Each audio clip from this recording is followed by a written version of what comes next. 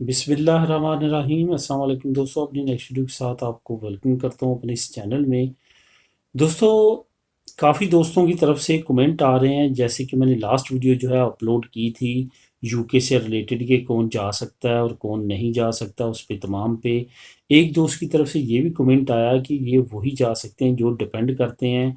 मैं यहाँ पे ये कहना चाहूँगा कि 3,61,000 ऐसे प्री सेटलमेंट स्टेटस के लोग हैं जो कि यूरोपियन हैं, जिन्होंने 31 दिसंबर 2020 के बाद जो है अप्लाई किया, उनके पास प्रूफ मौजूद है और उन्होंने अप्लाई कर दिया था। लेकिन अब क्या हो रहा है कि उनका स्टेटस का रिजल्ट नहीं आ रहा। अब यूके ने ये कहा है कि अगर हम उनकी स्टेटस नहीं दे पाते तो अंडरस्टूड किया जाए कि उनको स्टेटस मिल जाएगा। ऐसा नहीं होगा कि उनको स्टेटस नहीं मिलेगा ऑटोमेटिकली। 30 जून के बाद, डेट गुजरने के बाद, उनको एग्जम्पशन दे दी जाएगी, वो ऑटोमेटिकली प्री सेटलमेंट स्टेटस में आ जाएंगे। इट्स मीन कि उनको खुली रायत दे दी जाएगी। इसीलिए मैं कह रहा हूँ कि अब यूरोप ने चूंकि क्या दिया है, यूरोपीय बाशिंदों के लिए क्या दिया यूके ने कि वो रिलेटिव्स जिनके पास प्री सेटलमेंट स्टेटस या सेटल्ड स्टेटस मिल चुका है जिनको, वो यहाँ से यूरोप से अपने रिलेटिव को बुला सकते हैं, अपने ख़ानदान को बुला सकते हैं, जिसमें सबसे क्लोज उन्होंने जो जो रिश्ते कहे हैं वो तो अंडरस्टूड है, वो तो जाने ही जाने हैं।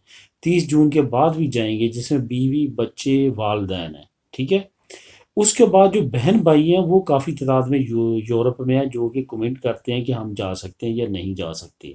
मेरा उनको मशवरा है कि लाजमी तौर पे आपने अप्लाई करना है। और ये याद रखें, मैंने लास्ट वीडियो में बताया था कि आपने खुद जाके अप्लाई नहीं करना। ठीक है।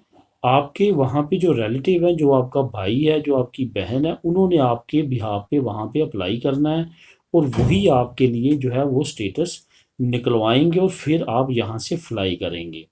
दूसरी बात आपने ये याद रखनी है कि 30 जून से पहले पहले करना है, बाद में नहीं करना। यहाँ पे शक्को शुबात की बात है, मैं आपको ये कहूँगा कि चांस लेने में कोई हर्ज नहीं है अगर आप यूके जाना चाहते हैं। अगर आप यूके जाना चाहते हैं तो फिर चांस लाजमी लें। अगर नहीं जाना चाहते तो फिर चांस लेने की ज़रूरत नहीं है। 50-50 डबल माइंडेड होने की भी ज़रूरत नहीं है। अगर आपका दिल करता है यूके में शिफ्ट होने को, वहाँ पे सेटल होने को, तो लाजमी तौर पे करें। अगर नहीं दिल करता, आप 50-50 में हैं और चाहते हैं कि जाऊँ या ना जाऊँ, जैसे मुझे कमेंट्स कुछ आते हैं, तो आप पे ये डिपेंड करता है, आपकी सिचुएशन पे डिपेंड करता है कि आप क्या चाहते हैं असल में। वो ना मैं बता सकता हूँ, ना कि और बता सकता है।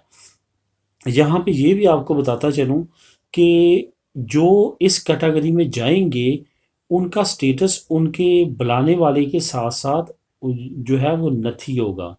अगर खुदा न खास्ता उनका स्टेटस को मसला बनता है तो इनके स्टेटस को मसला बन सकता है।